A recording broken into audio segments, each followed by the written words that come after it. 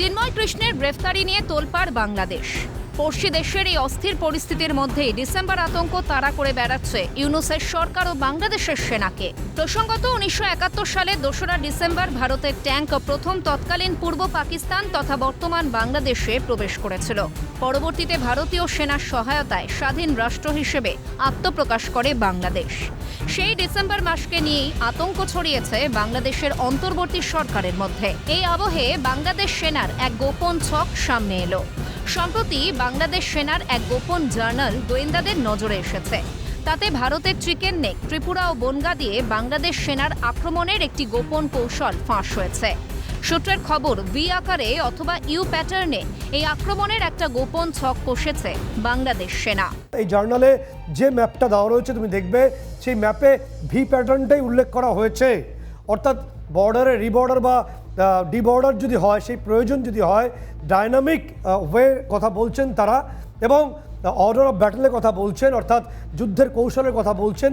তাতে পরিষ্কার বলা হচ্ছে যে একটা ফোর্স তারা ওই ফেনী অর্থাৎ ফেনী লেক, যেটা নিয়ে খুব কন্ট্রোভার্সি চলছে, সেখান থেকে ত্রিপুরা দিয়ে প্রবেশ করবে। একটা ফোর্স প্রবেশ করবে তোমার নির্দিষ্টভাবে বনগা এই সীমান্তবর্তী অংশ থেকে, যেটা এই কলকাতা অভিমুখী হবে, এবং অন্যটি চিকেন নেক থেকে। সেভাবেই এই জার্নালটায় এই ম্যাপটি দেওয়া হয়েছে। এটা একটা গোপন তথ্য, যেটা ওই জার্নালের পেজ নম্বর 9 আমরা উল্লেখ করছি আমাদের স্ক্রিনে। পেজ নম্বর 9-এ পরিষ্কারভাবে ম্যাপটা দেওয়া রয়েছে।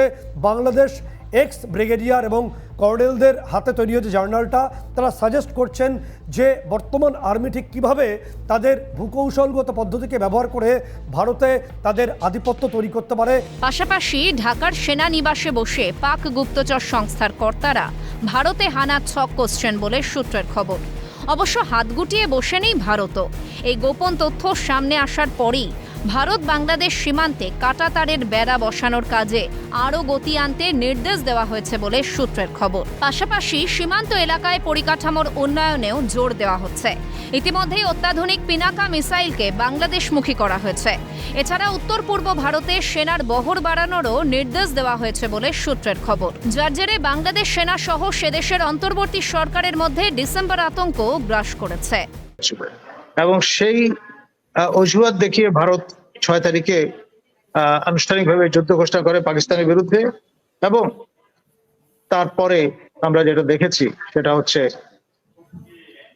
স্বল্প সময়ের মধ্যে দিদেন ইস্ট পাকিস্তান বা বার্ষিকী পাকিস্তানের পতন। যশোর ইনভেন্সিবল একটি সেনানিবাস, সেই সেনানিবাসের পতনের অপেক্ষা না করে পাশ কাটিয়ে চলো চলো ঢাকা চলো, সেইভাবে মিত্র বাহিনী এবং মুক্তি বাহিনী যৌথভাবে ঢাকার সন্নিকটে এসে হাজির হয়েছিল। 36 সেনা নামানো হয়েছিল। এইবারও হয়তোবা সেই একই কায়দায় ওই 2 দিবসে তারা হয়তো তাদের মাইট প্রদর্শনের চেষ্টা করতে পারে। জানা যাচ্ছে পরমাণু অস্ত্র বহনের সক্ষম অগ্নি 6 মিসাইলের হার্ডওয়্যার ফাইলে ইতিমধ্যেই সবুজ সংকেত দিয়েছে কেন্দ্রীয় সরকার। এই প্রেক্ষাপটে পাক গুপ্তচর সংস্থার সহায়তায় ভারতকে বিব্রত করার পরিকল্পনা করছে বাংলাদেশ সেনা বলে সূত্রের খবর। বাংলাদেশ সেনার এই গোপন কৌশল নিয়ে উঠছে প্রশ্ন, কোথাও কি ডিসেম্বর আতঙ্কে কাঁপছে বাংলাদেশ? সেজন্যই কি পাকিস্তানের মদতে ভারতে আঘাত হানার পরিকল্পনা করছে বাংলাদেশ সেনা? দেওয়াল লিখনটাকে পড়তে পারছে ইউনূসের সরকার? প্রশ্ন আন্তর্জাতিক মহলের। সত্যজিৎ মুখোপাধ্যায়ের রিপোর্ট, ক্যালকাটা নিউজ।